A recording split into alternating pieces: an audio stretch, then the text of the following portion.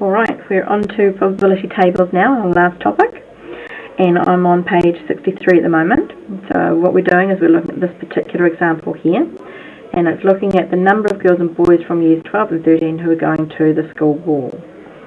So what I'm going to do is I'm just going to recreate this table, and what I have is because it's important we understand what the data is all about. So what I've got here is I've got girls, and I've got boys, and I've got a total column. Then across the top here I've got year 12 students and year 13 students, and again a total column. So let's look at the information they've given us. They first of all told us that we've got this number here, 47. So what does this mean? This means there are 47 students who are girls in year 12. Okay? Then they've given us another number here, 48, and that tells us that there are 48 boys who are in year 13 who went to the ball. Now they've given us another number here of 97, so this is a total. So they're telling us the total number of year 13 students that went to the ball is 97, and from that 97 students there are 48 of those who were boys. Then overall our total, there are 185 students who went to the ball. So now we need to go and fill in the rest of the tables, and the way that the tables work is that the rows have to add up, the columns have to add up, and the totals have to add up. So I'm going to start with this here because I've got two of these three squares. So I know that there are 97 students who were in year 13. From the 97 students in year 13, 48 of them were boys. So that means if I do 97 take away 48, that means there are 49 students who are year 13 who were girls. Now that I've got that square, I know that the number of girls that went to the ball, this one plus this one, they could either be year 12 or year 13. That's going to add up to give me this total. So that total is 47 plus the 49, which is 96. Now that I have that number, again I've got two squares here, so I can work out this third square, because this plus this have to equal that. The total number of girls that went plus the total number of boys that went have got to equal the total number of people that went to the ball.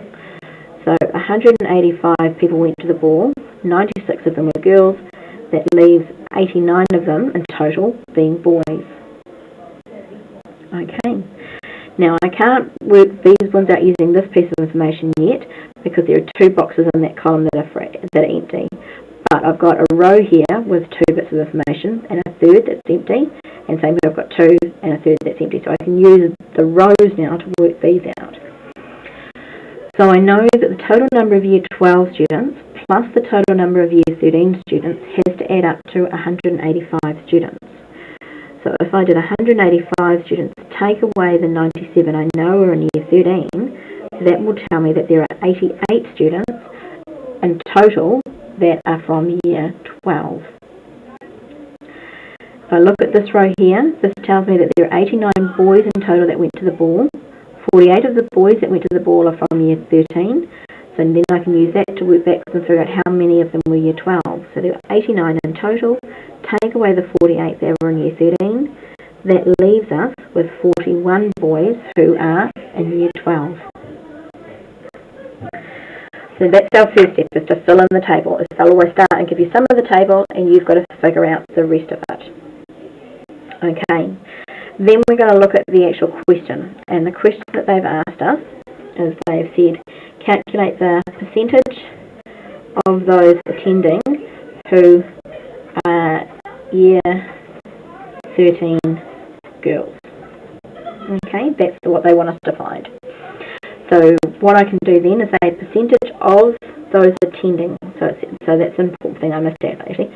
Of those attending. This is not a conditional probability because it's just talking about of all of those attending. So it's saying from all of these 185 students, so from all of those attending, how many of them are year 13 girls? So here's our year 13, there's our girls, so there are 49 year 13 girls out of the 185 of the students that attended. So my probability is 49 out of 185. That's as a fraction. It wants it as a percentage, so multiply that by 100, and that's going to give us 26.5% to 1 dp.